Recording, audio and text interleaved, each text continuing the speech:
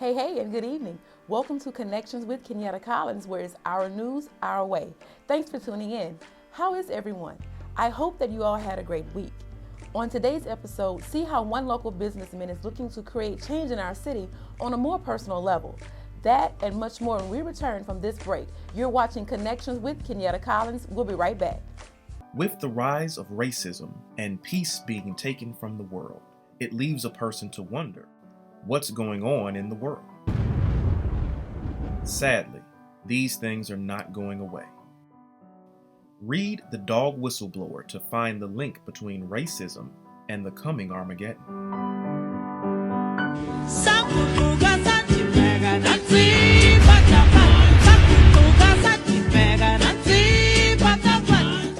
Hello everyone, I'm Brandon Griffin, aka Mr. Grip. I'm Bentley, the hip hop barber poet. The Hip Hop Barbershop offers the best haircuts. We service ladies too, Grip.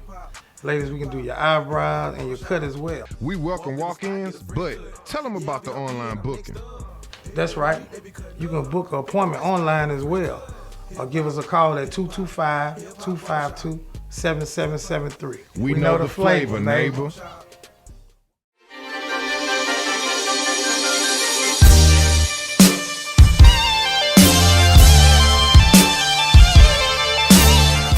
The political season is starting to heat up, and possible contenders are throwing their names in the hat. Our interview with business owner and mayoral candidate Jordan Piazza. Good evening and welcome to Connections with Kenyatta Collins. Joining me on today is a local businessman and next generational leader. Let's give a huge, warm Connections welcome to Mr. Jordan Piazza. Thank you. Thank you for joining me. Oh, thank you for having me. Glad to be here. I'm so happy that you're here today. Mr. Jordan, you're from the Baton Rouge area, right? Born and raised. Born and raised. So Baton Rouge is home, and you took on a big role or a big responsibility a couple of years back with being in the business. Yeah, absolutely. Let's talk about that. Yeah, so my dad owned a restaurant for 32 years here in Baton Rouge, Yes, and he was very successful with it. We closed in 2007. He was ill, and I was right out of high school. It was important for him that I graduate college. I realized I couldn't do both, run the restaurant and go to school full time and give it the attention it needs, either of them rather.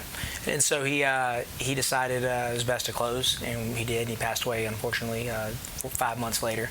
And then I went to work, school and work, and found myself working for Canes most recently with Todd Graves, and did that for a few years. And towards the latter end of that career, my brother and I decided to reopen the restaurant. So we did that at the end of 2016. Okay. To honor my dad's legacy. So. Honestly. So with being a businessman in the same city that you grew up in, what feeling is that for you?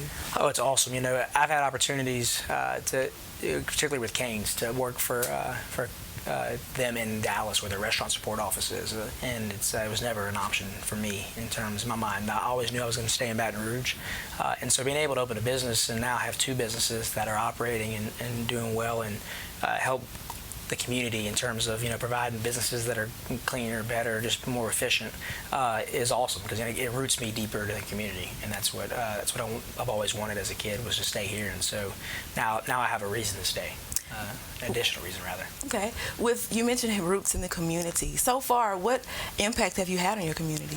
Well, Canes, what I learned there a lot was the ability to, community involvement. Todd's very passionate about that. And so I was able, when I worked for Todd, I was able to do a lot of that for him on his behalf. He had a fund that he designated funds outside of the restaurants to give back to the community. So I was able to work a lot with the community, meet a lot of contacts, and Salvation Army, United Way, when the flood happened, just all these different great organizations. And then after I developed those relationships, I continued them on my own when I opened the restaurant. So there's been a lot of charitable organizations that I've worked with since we opened the restaurant to help fundraise, and also not only fundraise, but also we do donate a lot of food and gift cards and auction items for a lot of charities. So many, juvenile diabetes. My dad was a diabetic, so that's really near and dear to our heart. The Cystic Fibrosis Foundation, Knock Knock Children's Museum. There's just so many that any way we can give back to the community, because without community, and again, this is something that Todd does a great job of, and so you take what people do best and, I don't say copy it, but you do it because it works. And so, without community support, your business is nothing. And so that's why it's important to stay involved in the community and get involved in different initiatives and different events so that they see that you're giving back, and it'll just make them want to support you more. So anytime we have the opportunity to do that, we do. What side of towns are your business located on? They're located off of Perkins and near College Drive. Okay. So between Acadian and College. Okay. So aside from City being a businessman, you wear a different hat as well. That's right. Now, considering it for sure. So, Considering wearing a different hat. Yeah. Okay, so your involvement in the community plays a lot into that, and you feel you're prepared for that. So Absolutely. what hat are we talking about? Yeah, so the hat we're talking about is, running for the mayor, president of East Baton Rouge Parish. And it's nothing I ever dreamed of doing. And the more I research and learn about it, the less exciting it is, because it's a lot of work, and it's a real job. And I think, unfortunately, it's something that I'm willing to sacrifice my personal life because I'm young at this time. It's not something I maybe want to do later in life, but I'm willing to give up my business and grow in other businesses for the small amount of time to help get the city back on track, because I don't feel like the city is headed in the right direction. I'm also a young man that's just got married in May. Oh, congratulations. Thank you. And my wife and I want to have kids, and so right now that's scary to look at in Baton Rouge, because I think there's a lot of unknowns, and I want to help make it known the trajectory of the city and that it's headed the right way. And so I'm considering putting that hat on, because no other politicians that I've spoken to yet have announced they were willing to do it, take the challenge on, and or at least anyone that I think is qualified on the side that I'm running for, which is Republican. And so it's definitely motivated me to get involved. I didn't want to, but I've let everybody know, and I started talking about it. Hey, if someone doesn't step up, I'm going to step up, because I do not believe in status quo. Okay. I do not believe in letting things be the way they are because it's easier that way. And that's a big problem in just the world today, is we let things happen because it's easier not to say anything and it's easier not to get involved.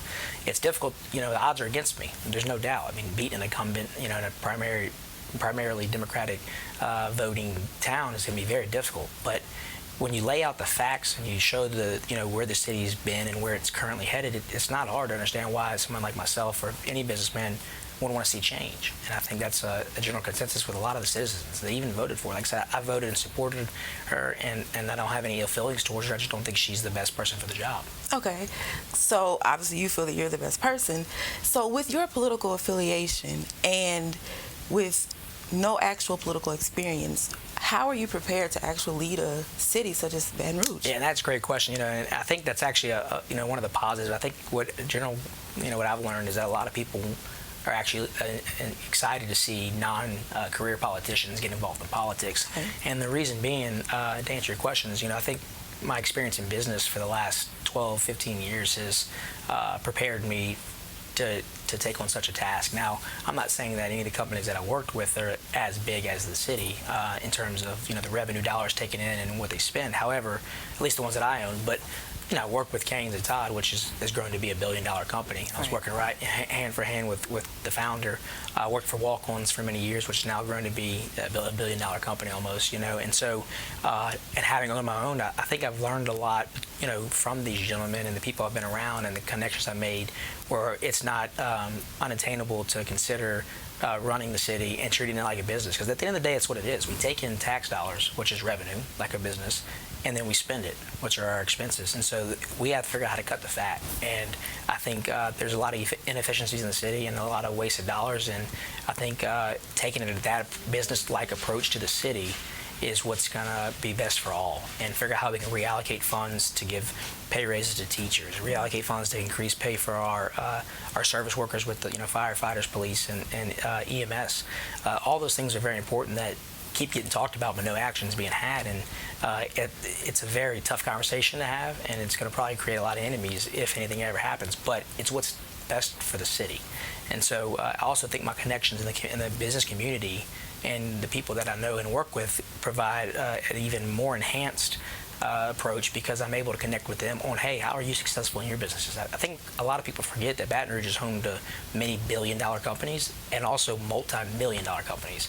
And a lot of people forget that. And we have to tap those resources. And the reason those gentlemen don't run for this seat is because it's not fiscally possible for them to leave with their company making all that money and come take this role. And they don't, quite frankly, they don't want to work that hard of fixing this problem, because their quality of life wouldn't be as great. That's why not having kids and being young, I'm willing to do that, but also be able to tap them when needed and say, hey, what is your opinion on how we could fix a solution? What have you done with your businesses to implement systems and processes that have been effective that we could do here? And I think that's, having that business-like approach will be really helpful, as opposed to being a career politician that's just moving from one seat to another, because at the end of the day, nothing's getting accomplished. We'll be right back with the remainder of this interview.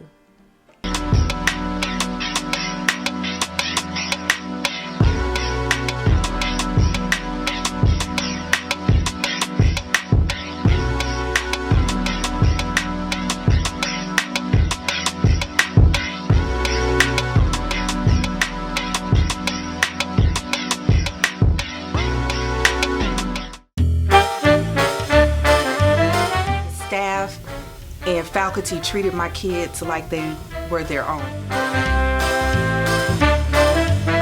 Shiloh is a place where, your kids can come and be themselves. The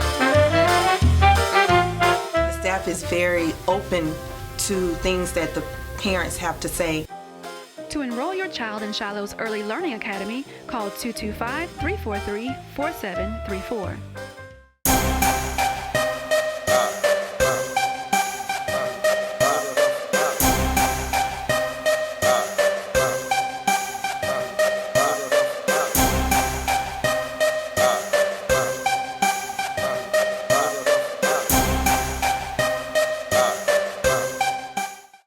Are you suffering from substance abuse?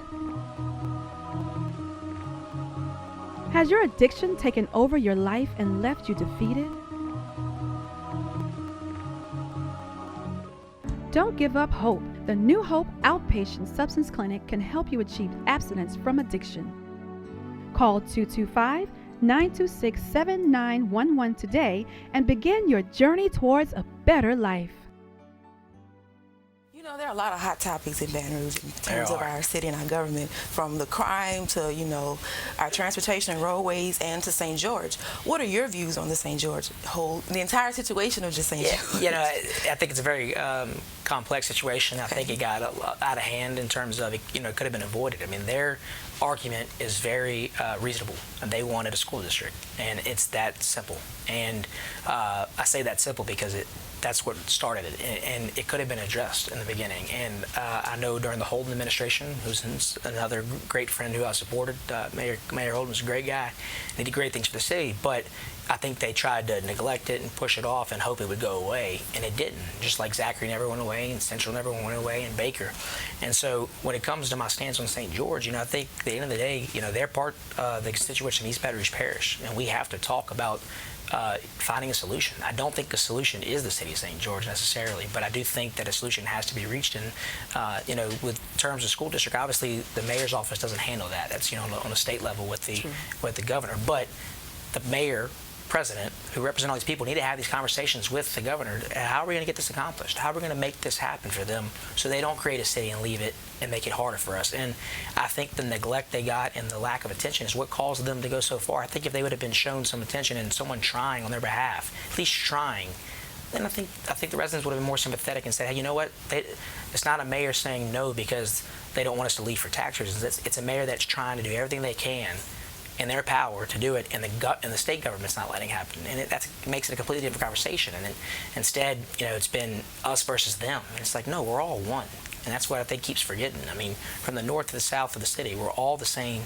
constituents and residents, and we have to have the same voice. And we're so divided, and it's just it's toxic. And so I think that's what I think. I think the legal suit and putting the mayor's name in it was not a wise move. I mean, it lets everybody know where she stands. And I think as a mayor president, you have to have an unbiased position, because you have to look at what's best for the city and what you can do to prevent fires, not what do you do to put fires out. It's all about prevention. We have firefighters to put fires out. We need to be preventative and proactive in looking at, hey, what's this city going to look like in 5 to 10 years, not how do we get the city great today. It's like, okay, great, well, let's get it up to par, because we're already behind the curve on infrastructure like you talked about with roads.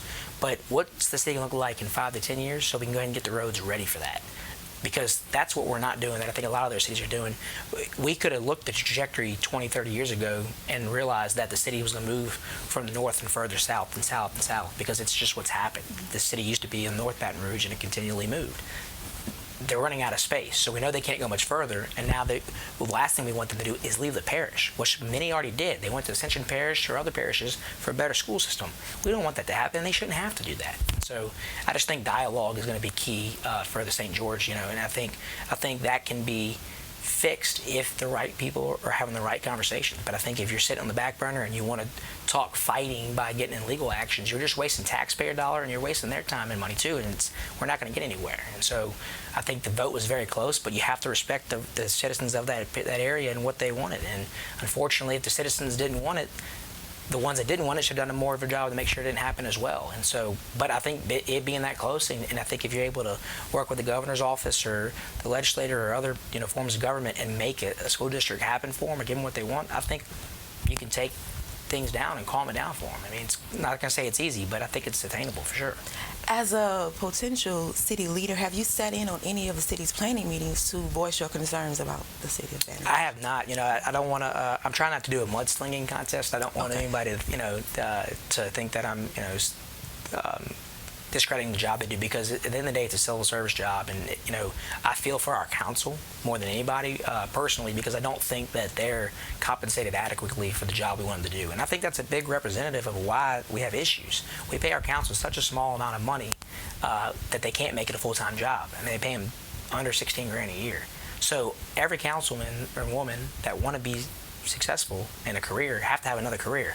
So we're treating it like a side job. Well, how do you expect great results when you don't give it your all? I mean, that's in anything, in sports and anything. So I feel for them, because they have to be responsible for their constituents in their area, but yet they're limited on what they do, and they're limited on the time they can spend, because they have to have another job. And so I think that poses a lot of problems. And I have talked with some council people that I know, and I've even talked to Mayor Broom at times about things, and tried to even Chief Murphy I've talked with about some things, and all of them are great people and have helped. But I think in order to express my real concerns, I think this is the platform for me to do that, rather than sit in those meetings. Because the reality is, I can sit in those meetings, but I'm just one voice, and it's going to take a greater voice showing support by voting to let them know, hey, this has got to end. And that's what I'm hoping to get from all this, is the city coming together and saying, you know what, there are all these problems, and let's look at the track record and not talk about the people themselves, just talk about the city. Let's just talk black and white on paper how it looks and while we're running in a deficit. And, the fact that they came out with a report that BRPD can save $12 million a year. Well, that's great. So you just lost 36 of the first 3 years of your term. Why are you just now coming out with this report? And is that really attainable? Because if so, who added all that extra fat on the department? Because I don't. I'm saying, it's almost like uncredible. It's like, how is that possible? And Chief Murphy says, look, it's not realistic. It's more like $8 million, but still, $8 million is a lot of money. When we have all the issues we have in the city, and so I think some of it's starting to speak for itself now. Another example is the River Center. They always talk about what are we going to do to get the River Center better. Now they want to do a research study. Well, I mean, it's real clear what has to be done at the River Center, and the fact that Lafayette has a Cajun Dome and they get better acts than the River Center is laughable to me. I mean, I never understood it, even when I was a kid. And I think instead of building the exhibition hall that they built, they should have just expanded the River Center itself and widened it up so they could have anything from 10,000 people up to 40 to 50,000 people, whatever they want. But I think they've limited themselves now, and the city's gonna have to do a lot of retroactive work to get where they want to be, which is going to put us years away. And so I think just showing, rather than your question, why don't I attend the meetings? I definitely watch them, because they're streamed, and you can go back and read the reports. But it gets frustrating when you go in there and you see that they push items to the next agenda. They keep pushing them back, because they don't want to deal with some of the things, or some of the council don't show up, and the mayor doesn't go to the meetings, or her representatives. And so how do we expect us to all work together if we're not all working? And so it's frustrating. And so I don't go to them, but I will start going to more, obviously, to hope I have a greater presence to let them know that I'm serious. But I think at the end of the day that the best way to show my frustration is doing what I'm doing. And I think the fact that Councilwoman Tara Wicker is talking about running, Denise Marcel is talking about running, Byron Sharper's running, Councilman Matt Watson's talking about running. I think all those speak volume to how they feel about the mayor's current job. And the fact that 3 other Democrats are willing to run against her, I mean, after they got her elected, to me, that says it all. I mean, it just says, like, hey, not anything about Mayor Broome, just they're not satisfied with the work. And they worked with her because they were on the council. And so I think it speaks volume that, hey, something's got to change, and we got to make some changes. Making changes. You talked about having support behind you. So how can supporters get in contact with you? Oh, I have a website, piazzaforprogress.com. Okay. And, since I haven't officially announced, which I hope to do the next couple weeks, but I have my website will have all that, and they can email me and reach out to me. I'm very easy to find. I'm at Alco Earl's, the bar that I own. My office is right next door, so I'm there every day. But I love to meet with everybody here. Everybody's concerned because everybody's voice matters, and that's why my message to everybody is: I'm not concerned about if you're voting for me or not. I'm more concerned about just voting because your opinion matters. And voting, if you don't vote, stop complaining about what's going on. That's what I find often. Everyone wants to be hypocritical. Oh, here's the problem. What are you doing to change it? Besides argue and complain about it. Are you doing anything practical? Are you voting? Maybe. Well, no, make sure you're voting and then come talk to me about the problems, And then if you're not voting, what else are you doing? I mean, if you are voting, what else are you doing? It's like, are you getting involved in the government? And that's my goal. Even if I lose, I hope that this gets encourages the young generation to get involved in our government, because the way the government operates is not, or used to operate 50 years ago, is not the way the future of the government. And that's for every city. We have to evolve. And as we know with social media and internet and cell phones and all those weren't around back today. So the way things happen nowadays and the expectations that citizens have are a lot different than they were years ago. And so the processes and procedures and plans that they have aren't necessarily effective. And it's going to take our generation getting involved and doing the hard work to set the future for future generations and our kids to have a sustainable growth in our economy and make a safe place for us to live in. All right. Thank you, Mr. Jordan, Absolutely. for joining me today. Thanks for having me. Be sure to get out and vote. Vote like your life depends on it. We'll be right back. Hello, I'm Pastor Leo D. Cyrus, inviting you to share with us in our worship service. New Hope continues to do God's work in our community through weekly worship services and Bible studies. Our ministry has several outreach programs that serve the people of our community. Come be a part of our church family. We'd love to have you.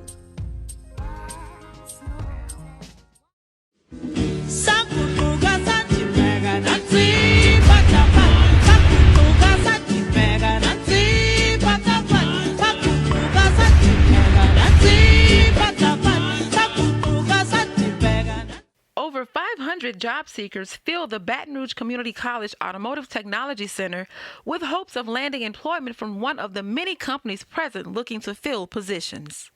We've brought employers here for the many, many constituents throughout, not just my district, but throughout the city, throughout the parish, that are looking for employment.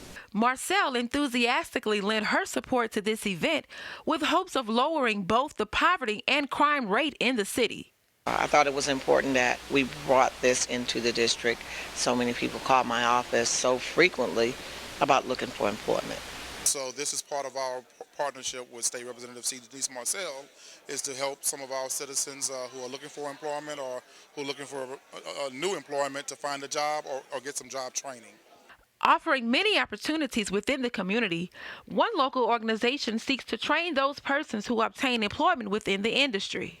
We offer training in electrical, all the skilled trades, electrical, pipe fitting, welding, facility maintenance. We also do professional development, soft skills training. So we work with business and industry when they want to upskill the current workforce that they have, and also for looking to hire new employees coming into the workforce. We help people with resumes, cover letters, searching online for a job, online job applications. We do a lot of that. We also have seminars every month on different topics, such as how to do a resume, how to be ready for a job interview or a job fair. During the summer, we have a series of seminars that are on careers in different fields called our Cool Careers series. That one's very popular. The District 61 Job Fair proved to be a one-stop shop. While there were multiple vendors seeking new talent, others were recruiting to gain people looking to start a new career. We're here to try to convince someone to change careers or to start a new career. There's so many jobs that are available, and in barbering, a person can become their own boss. State Representative C. Denise Marcel put on a virtual buffet of career opportunities for those hungry for change in their lives. We had 3 people that we interviewed who came into this building unemployed and left employed. For Connections, I'm Kenyatta Collins.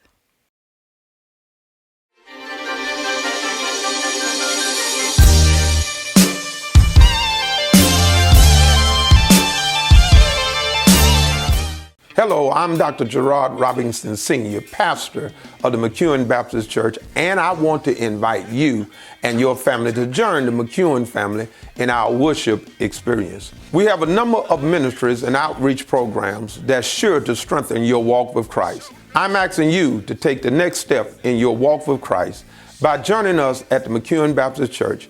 We look forward to seeing you there.